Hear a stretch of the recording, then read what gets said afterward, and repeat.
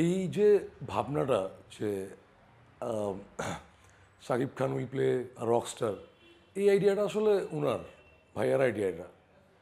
So somehow he got me and said that he wanted to be a rock star for a long time. So যখন উনি আমাকে বলছে যে এরকম একটা কিছু করো, then I started writing and তারপর আসলে গল্পটা দাঁড়াইছে।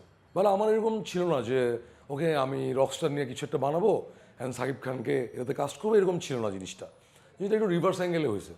ভাইয়ার অনেক আগে থেকে প্ল্যান ছিল to play something like this character and then he got me and তারপর উনি আমাকে বলছে আর কি যেরকম, তারপর আই স্টার্ট রাইটিং অ্যান্ড এভাবেই তো হইলো।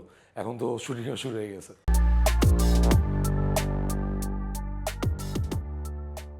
ফার্স্ট অফ অল সব রকস্টার কিন্তু গিটার বাজায় না, ফার্স্ট অফ অল এটা।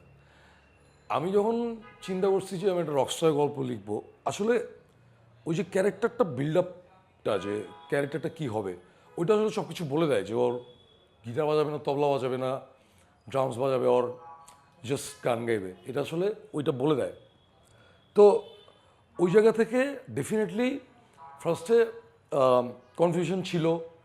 কনফিউশন এটা এরকম অনেক লটস অফ কনফিউশন আমার এভরিডে আসে, অনেক বিভিন্ন বিভিন্ন জিনিস নিয়ে। সো ভাইয়ার ক্যারেক্টারটা যখন বিল্ড আপ করতেছিলাম তখন আমার এরকম ছিল, অ্যান্ড ওই গুলি আমাকে আরও আরও জায়গাটায় পৌঁছে দিছে। যখন আমি দেখছি যে ওকে ওকে এইটা কি পারবে, এটা কি হবে, এটা কি আমি পারবো, এটা কি বাংলাদেশে ঘটাইতে পারবো, এরকম অনেক কনফিউশনে আমার সারাক্ষণই থাকে এটা। But when is matter of Shakib Khan is playing a rockstar, আমি 2-4 দিন ভাইয়ের সাথে বসার পরে আমার আর এসব কনফিউশন ছিল না। বিকজ আমি এর আগেও কয়েকটা ইন্টারভিউতে বলছি যে ভাইয়া ইজ লাইক এ কিড। উনি আসলে মানে বাচ্চাদের মতো, ওনাকে দিয়ে আসলে যা কিছু করানো যায়। উনি পানির মতো, ওনাকে আসলে যেখানে রাখা হয় ওইটার শেপ নিয়ে নেয় উনি। সো আমি প্রথম দিকে একটা দুটো কনফিউশন ছিল, বাট স্টিল যখন আমি ওনার সাথে বসছি 2-3-4 বার বসার পর আমরা বুঝে গেছি যে না, আর কোনো টেনশন নেই। And he has a magic of transformation, like physically and mentally. মানে উনি এরকম করে ট্রান্সফর্ম করে ফেলে নিজেকে। আমি বলতেছি আবারও ফিজিক্যালি অ্যান্ড মেন্টালি। সো ওইটাই আমার আসলে প্রথমে একটু নিজেকে নিয়েও অনেক কনফিউশন ছিল। আম, আমার দেশ আমার দেশের অবস্থা, দেশের টেকনিক্যাল সাপোর্টস, লজিস্টিক্স সব কিছু নিয়ে অনেক ডাউটস ছিল। But once I jump into it, আমার সব কনফিউশন মানে মোটামুটি ডান।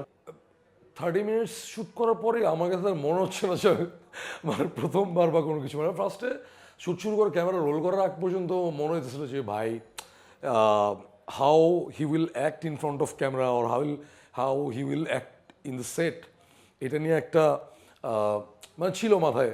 বাট আফটার 30 মিনিটস আমার আসলে আর ওরকম কোনো ফিলই হচ্ছে না।